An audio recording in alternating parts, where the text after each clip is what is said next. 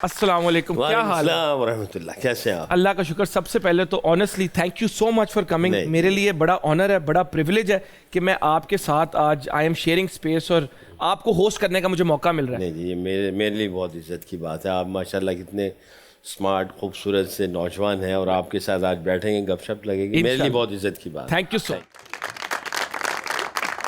बचपन से ही आपको पता था कि आपने क्रिकेटर बनना है या शुरू में कुछ और भी इरादे थे? मोटर मैकेनिक का काम करने के लिए गया था एक टाइम पे।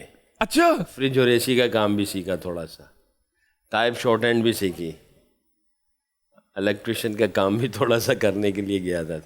ये नहीं कि सालों साल, कुछ अरसा। तो बहरहाल क्रिकेट पहला शौक़ भी था, पैशन भी था।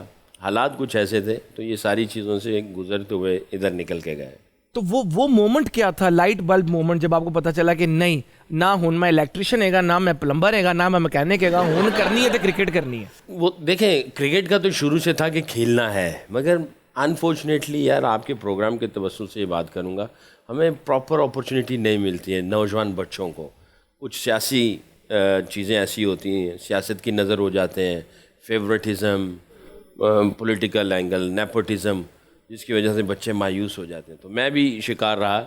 लाहौर पैदा हुआ, लाहौर से खेला, मगर मेरा इस्लामाबाद का जो फर्स्ट क्लास का जो डेब्यू है वो इस्लामाबाद से है, लाहौर से नहीं है। अब आप इससे अंदाज़ा लगा लें। डेब्यू इस्लामाबाद से है, पैदा लाहौर में हुए, लेकिन कराची में रहे भी हैं काफ़ी। हाँ जी। तो सबसे ज़्यादा दिल किस शहर में आपका लगता है? यार लाहौर है, क्या कहें, बचपन के लाहौर है। लाहौर खानों की वजह से पसंद है या सफाई की वजह से? यार देखो, अब मैंने कह तो दिया है, तालियां भी बज गई, म्यूजिक। मेरी कार वाली लाहौर दी नहीं है, जुतियां ना पै जाने। फिर उस मामले च केड़ा शहर सब तो बेहतर लगता है? फिर भी लाहौर ही है, जुतियां खा लांगे। अच्छा, ज़्यादातर सवाल होस्ट की तरफ से आते हैं, लेकिन हमारे शो में ना हम अपने गेस्ट से भी कहते हैं कि हमें कुछ सवाल थे पूछने के लिए।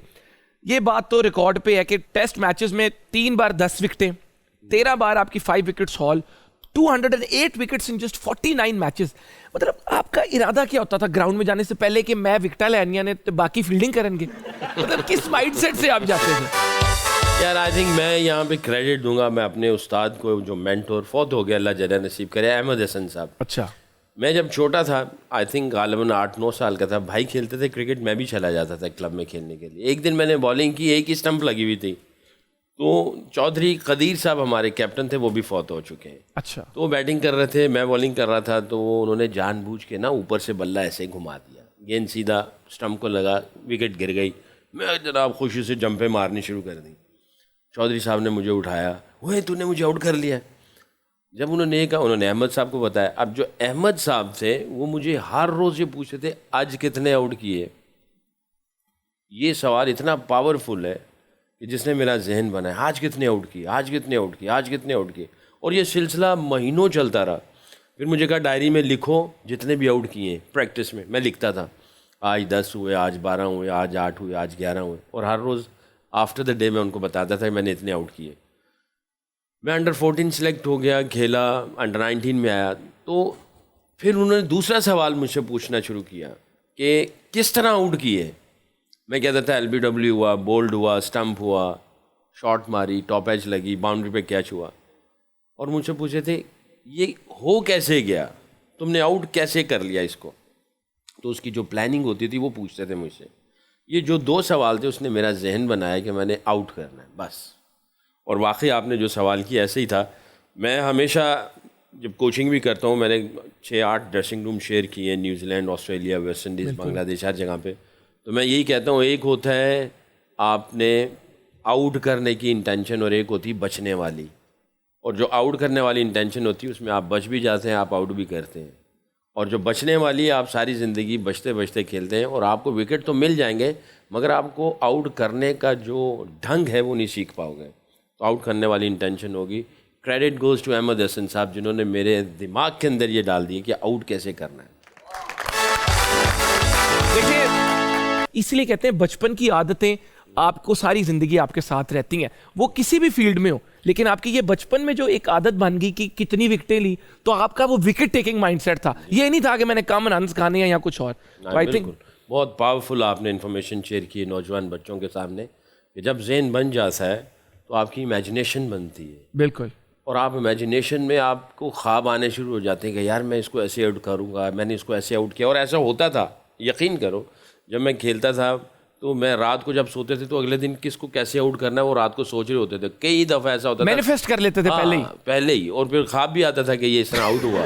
और जब कभी वो ऐसा आउट हो जाता था तो रोंगटे खड़े हो जाते थे, यार ये क्या हुआ, कि मैं किस दुनिया में हूँ, ख्वाब में हूँ, हकीकत में हूँ। बिल्कुल ऐसे ही है। लेकिन पूछना चाहेंगे, दुनिया भी ये पूछना चाहती सवाल, 1999 इंडिया के साथ चेन्नई में सीरीज हो रही है, 17 रन रह गए हैं, पाकिस्तान मैच ऑलमोस्ट हार चुका है, और वहां पे ये एक सेवियर की तरह सकलैन भाई आते हैं और हमें मैच जितवा देते हैं, तेंदुलकर की भी विकेट ले लेते हैं।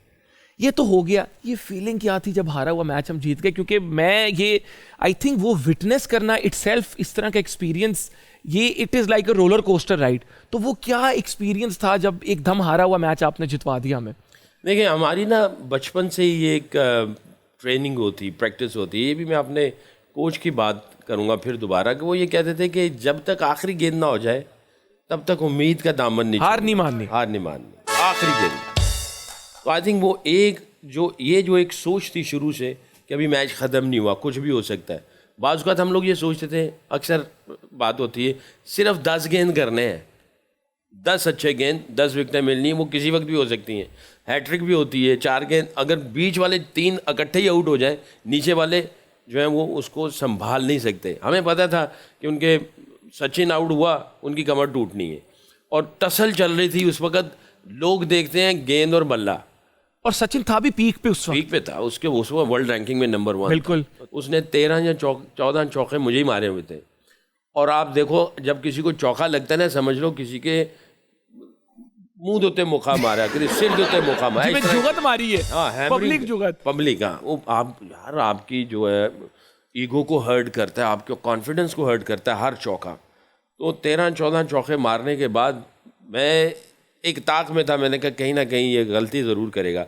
और जिस गेंद पे ये आउट हुआ है, इससे पहले मैंने दूसरा जो डिलीवरी उसी पे आउट हुआ है, मैंने मेरा ख्याल है कोई 7 या 8 ओवर ना मैंने इसको दूसरा किया है, ना मैंने नॉन स्ट्राइकर को दूसरा किया है, कि ये दूसरे एंड से भी दूसरे को ना देखे, दूसरा भूल ही जाए कि है ही नहीं दुनिया। तो ये 7-8 ओवर जो है ना, इसको जब नहीं मिला ना, नज़र ही नहीं आया, तो ये समझा कि इससे अब हो नहीं रहा, ये करेगा नहीं।